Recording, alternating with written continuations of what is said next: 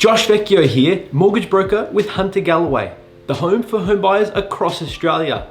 And in this video, we're going to uncover the 3 things that banks will do to assess your application. And we're going to look at how you can use this to your advantage to get your home loan approved. And remember to hit that subscribe button below to keep up to date with all the latest.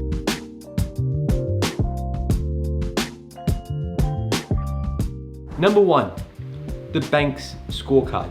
This is a really interesting one, and we've seen massive changes to the bank's credit scoring algorithm. Essentially, it's an algorithm which quickly approves or declines your application on a multitude of factors. Recently, we saw one of our pre-approvals, which ordinarily would be approved every day of the week, having 2 weeks later found a property and us going for a formal approval. Upon the bank's reassessment, their scorecard essentially declined the application. Nothing had changed for this customer at all, but the bank's back end had updated their benchmarks. So when we received the decision, was declined for no other reason except that we didn't meet the bank's lending criteria. In short, their computer said no, and there was nothing we could do about it. The bank's scorecard and decision-making algorithm includes a multitude of things. Here are a few of the bank's decision-making metrics that they'll use when determining your scorecard. The first one is your NDI, or your net disposable income. How much are you left with once all your expenses are paid?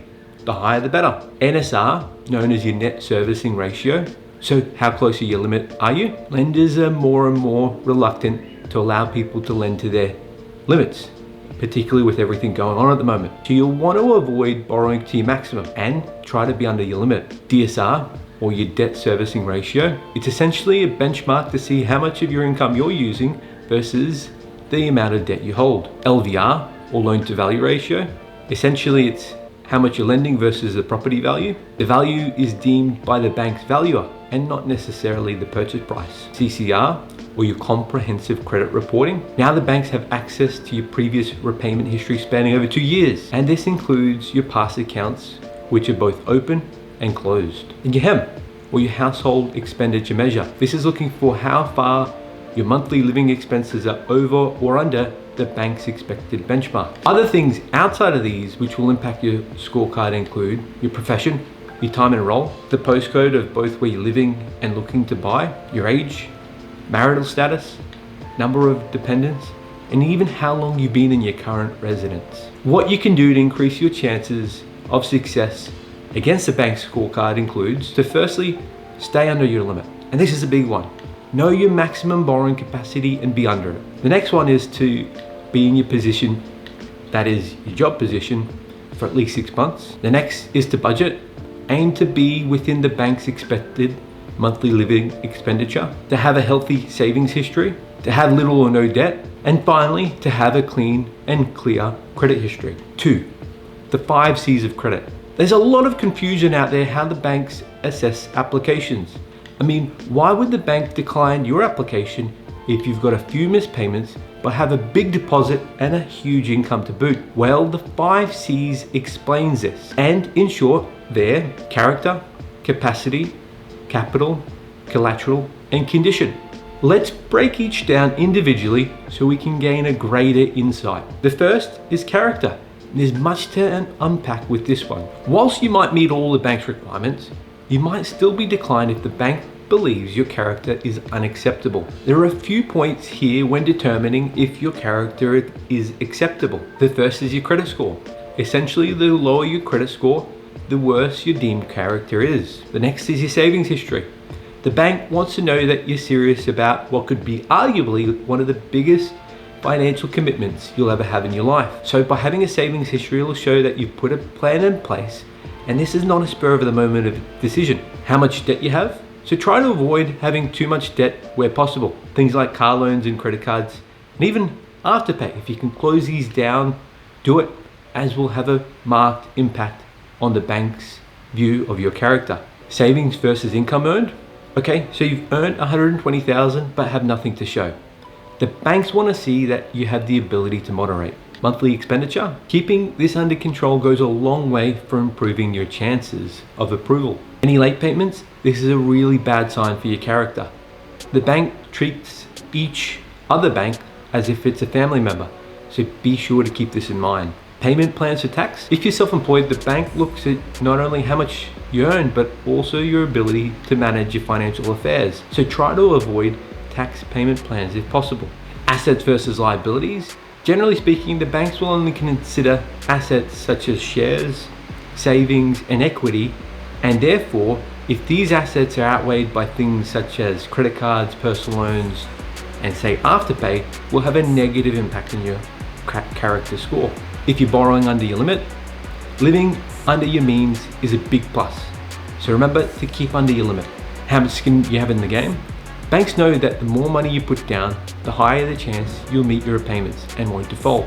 So the larger you deposit, the better your character. With the home build grant now available to those looking to build, how the banks assess your character will be the deciding factor in whether you get the loan or not, particularly if you're relying on the grants as a form of your deposit. We're seeing the banks increase their scrutiny on their assessment criteria, and knowing how important character is and all the multitudes of variations they look at is more and more important when you apply for a home loan. The next one in the 5 C's of credit is capacity, and it's essentially, do you have the ability to repay your loan? The bank will essentially look at your income versus expenditure, and based on this will determine your maximum borrowing ability. That is, how much of a loan you could borrow without financial difficulty. A quick word of warning, avoid taking money out of your superannuation via the COVID relief program, as the banks will consider this as a sign of potential hardship. As a result, may question your ability for your capacity to repay the loan. Capital. This is either equity or deposit to meet the bank's lending margin requirements. Many moons ago, the bank would require a 20% deposit. This has all changed now and no longer the case. Collateral. Known as your security and is the assessment of your property you're looking to purchase or own.